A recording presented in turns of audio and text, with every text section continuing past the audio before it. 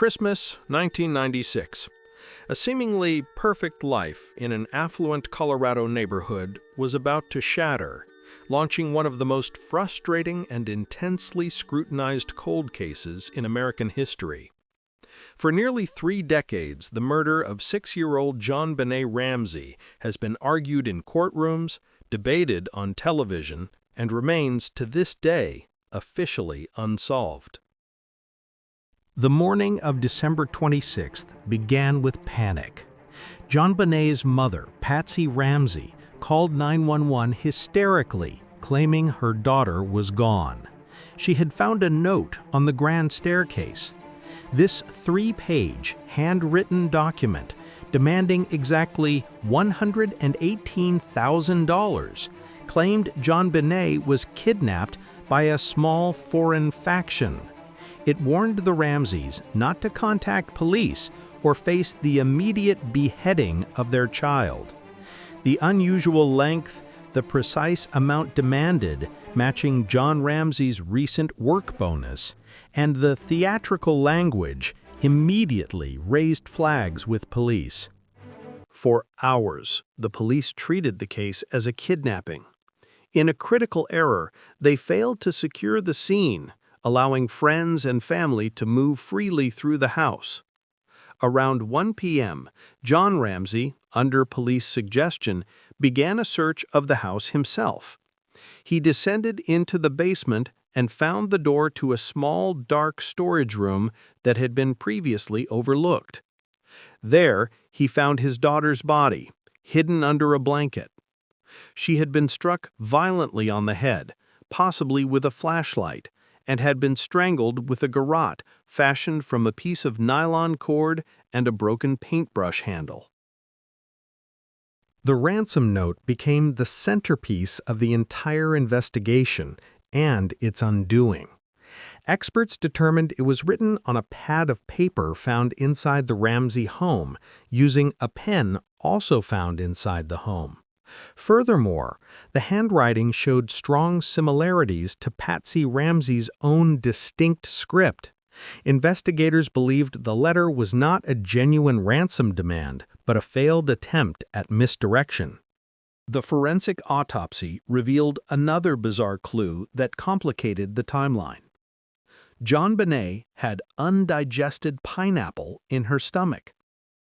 JonBenét's parents insisted they did not feed her pineapple before bed on Christmas night.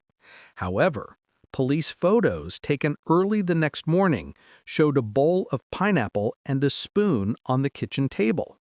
This evidence suggested someone in the house fed her pineapple after the family returned home, but before the murder, creating a highly specific, confined window of time.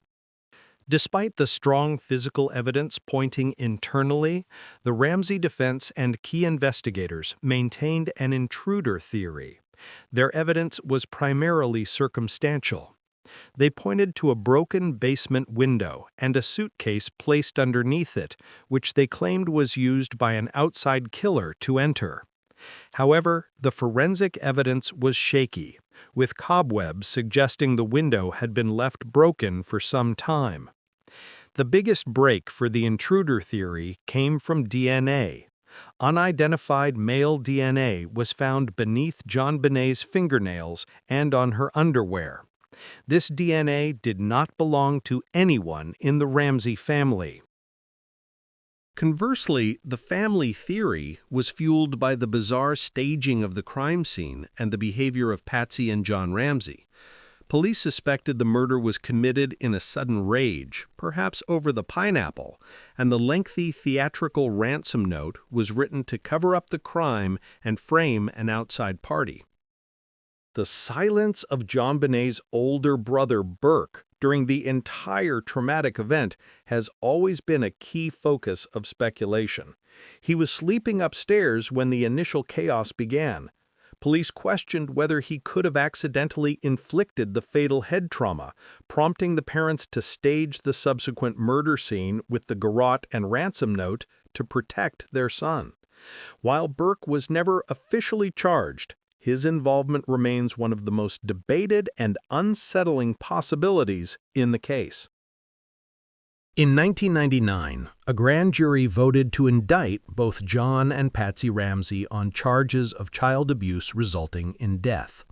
However, the district attorney at the time, Alex Hunter, declined to sign the indictment, citing insufficient evidence to prove the case beyond a reasonable doubt. In 2008, new DNA technology was applied. The DA's office officially exonerated the family, stating the unidentified male DNA found on the clothing definitively belonged to an unknown third party. The murder remains unsolved. Was it a cold-blooded intruder whose DNA still sits in the national database waiting for a match? Or was the DNA a contamination, and the truth remains locked within the walls of that Boulder home? JonBenét Ramsey's demise remains a mystery built on a foundation of a long, confusing ransom note and a tragedy on Christmas morning. Which piece of evidence, the ransom note, the garrote, or the unknown male DNA, do you believe holds the definitive answer? Let us know your thoughts below.